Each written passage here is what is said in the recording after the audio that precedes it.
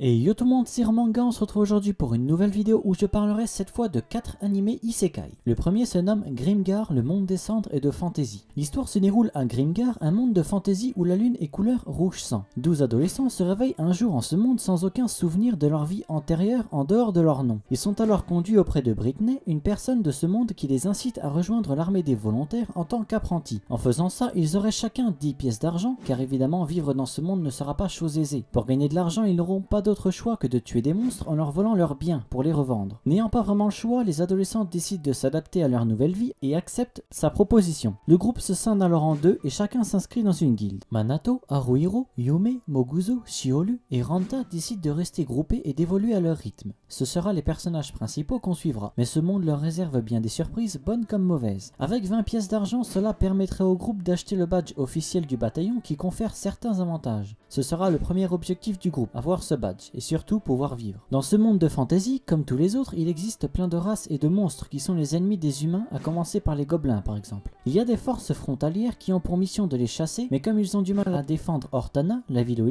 ils ont donc besoin des soldats volontaires. Chacun des membres du groupe doit intégrer une guilde pour pouvoir gagner de l'argent. Évidemment, chaque personne ira dans une guilde différente car les professions et les compétences apprises ne sont pas les mêmes que les autres. Il y a par exemple la guilde des voleurs, des prêtres, magiciens, chasseurs, donc évidemment on n'y apprend pas la même chose. Et leurs vêtements varient évidemment les uns des autres. Ce qui m'a choqué dans cet animé, en bien évidemment, c'est les graphismes. C'est incroyable, c'est vraiment beau, ça n'a rien à voir avec les autres animés et l'animation m'a surpris de fou. Déjà dès le premier épisode, c'était surprenant. La voix d'un des personnages principaux a la même que celle d'Akatsuki Kojo dans Strike the Blood. Pour ceux qui connaissent, j'adore cette voix. Un très bon opening avec des graphismes très beaux. Les OST sont pour certaines magnifiques, c'est un plaisir de les écouter. L'animé a 12 épisodes, sorti en 2016, il touche par genre action, aventure, comédie, drame, fantasy, romance, shonen, slice of life, et pour thème autre monde, combat, magie et monstres. L'animé est disponible sur Netflix. Très bonne surprise d'ailleurs. Il y a donc évidemment une VF sur cet animé, pour ceux qui veulent, et il est également disponible sur Wakanim. Prochain animé.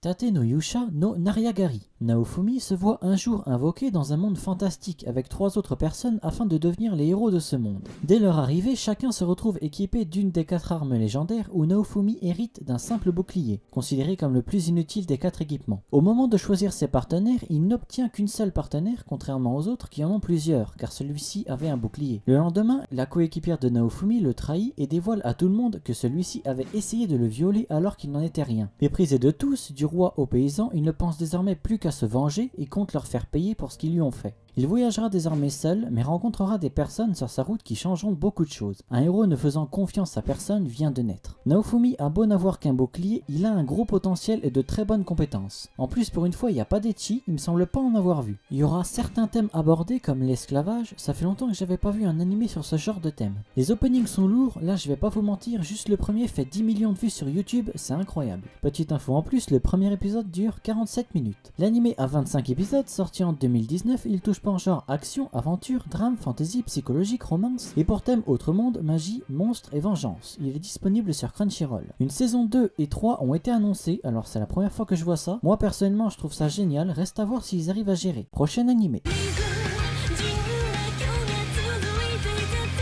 I'm Standing on a Million Lives. On suit Yosuke Yotsuya, un collégien sans amis, solitaire, mais parce qu'il préfère l'être. Il passera la plupart du temps à jouer aux jeux vidéo. Un jour, dans sa classe, il se téléporte dans un autre monde et y rencontrera Shindo, la fille populaire de son lycée, et Akozaki, une fille avec des problèmes de santé, 2 de ses camarades de classe, qui sont arrivés plusieurs jours avant lui et leur expliquent la situation. Peu après, une personne avec une moitié de visage apparaît et se présente sous le nom de maître du jeu. Il lui montre une quête à accomplir. Il sera de classe paysan, donc une des classes les plus faibles et improbable, et va devoir accomplir cette quête avec ses camarades dans le temps imparti au risque de rester dans ce monde indéfiniment. Les quêtes sont principalement basées sur le combat. Il y a un système de journal, des espèces de plateformes vertes au sol qui montrent le passé de certains personnages, comme ce qu'a fait Shindo il y a 2 jours par exemple, les conversations qu'elle a eues avec Akozaki. Mais il y en a uniquement aux endroits où ils sont passés. Dans le jeu, on ne peut mourir que si les 3 personnages meurent ensemble dans les 30 secondes à venir. C'est-à-dire que si l'un meurt, mais que pendant les 30 secondes à venir et les autres restent en vie, ils ressuscitent. On aurait pu avoir pire. Une fois la quête accomplie, ils rentrent chez eux, mais ce ne sera pas la seule. Il y a un total de 10 quêtes, une par téléportation, et un nouveau personnage arrive arrivera pour chaque nouvelle quête. En gros, à la 10e quête, ils seront 10, et le jeu sera terminé. Pour chaque quête accomplie, quelqu'un a le droit de poser n'importe quelle question au maître du jeu. Il est aussi impossible de prendre d'autres armes que celles indiquées pour sa classe. Ils devront level up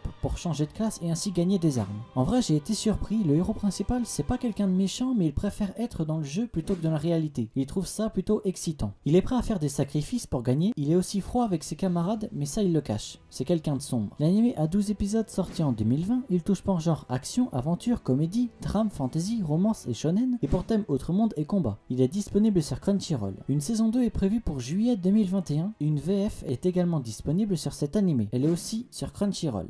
Dernier anime.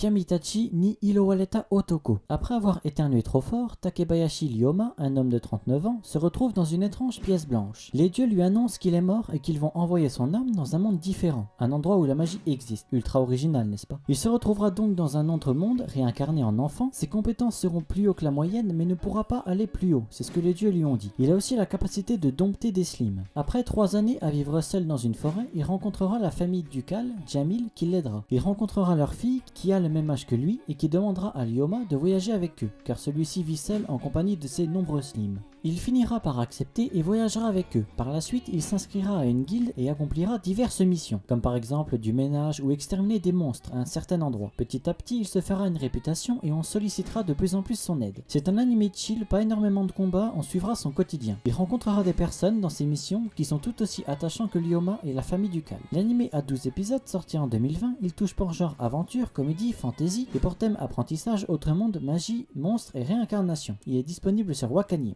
Bon et bien voilà, nous arrivons à la fin de la vidéo, j'espère qu'elle vous aura plu, n'hésitez pas à liker, partager et à vous abonner, ça me ferait plaisir et ça m'aiderait beaucoup. Sur ce, moi je vous dis à plus pour une prochaine vidéo.